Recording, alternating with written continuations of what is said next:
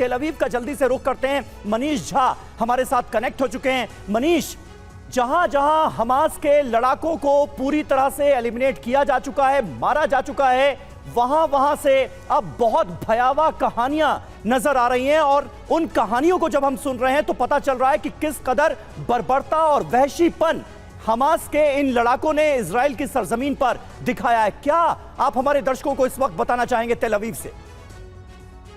बिल्कुल समीर, देखिए हमास के हमले का, हमास की बर्बरता का आज 5वां दिन है। 5 दिन के बाद अगर मैं ये कहूं कि इजराइल बहुत हद तक उस हमले से कम जो उस जगह पर घटना घटी थी वहां से डेड बॉडीज और तमाम चीजों को निकालने में कामयाब हुआ है। बुरी तरह से घायल है, बदला लेने की तैयारी है, इंतकाम की तैयारी है, लेकिन उनका दर्द आपको तुरंत ही सड़कों पर दिख जाता है। देर रात में मैं जब रिपोर्टिंग कर रहा था उस दरमियान एक परिवार आया मेरे पास और वो मुझसे बात करते हुए उन्होंने कहा कि मेरी बहन भी वहाँ पर शामिल थी। मेरी बहन वहाँ जब थी और उसने जब बंकर में शरण ली थी तो बंकर में घुसकर हमास के आतंकियों ने उसे बर्बर तरीके से मार डाला। यही कहानी लगभग सब तरफ है। मैं अपने कैमरा सहयोगी अमित को कहूँगा, आपको मैं एक रेजिडेंशियल कॉम्प्लेक्स दिखा रहा हूँ। अब आप ये सोचिए, इस मोहल्ले में 2-3 ऐसे घर हैं जिनके घर के लोग उस जगह मौजूद थे फेस्टिवल में और जब वो मारे गए थे। अब आप सोचिए, यही कहानी लगभग इजराइल के साउथ इजराइल में तो लगभग हर गली मोहल्ले की कहानी है और इसीलिए हर बीतते घंटे के साथ ये आंकड़ा बढ़ता जा रहा है। 1200 से अधिक इजरायली लोग मारे गए हैं, 170 इजरायली सैनिक या सुरक्षाकर्मी मारे गए हैं।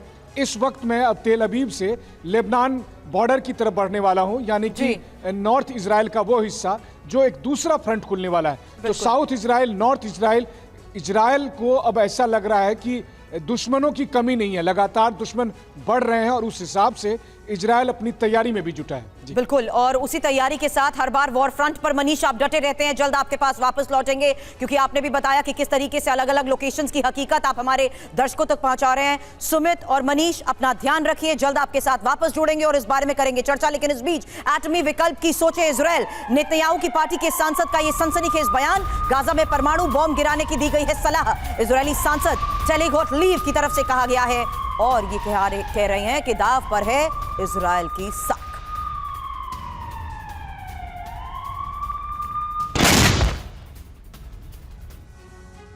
और आइए देखते हैं कि इजरायली सत्ताधारी पार्टी की सांसद टेली गोटलीब ने और क्या कहा है। वो किस तरह से बयां कर रही हैं जो कुछ घटा है, इस वक्त उसे कैसे एनालाइज कर रही हैं। गाजा पर गिरेगा परमाणु बॉम्ब, इजराइल फिलिस्तीन वॉर में न्यूक्लियर विकल्प की चर्चा भी हो रही है। यह बहुत बड़ा बयान है। नेतन्याहू की पार्टी की सांसद टेली गोटलीब ने यह सलाह दी है। तो क्या आने वाले वक्त में हम परमाणु बॉम्ब का इस्तेमाल भी देखने जा रहे हैं इस धरती पर?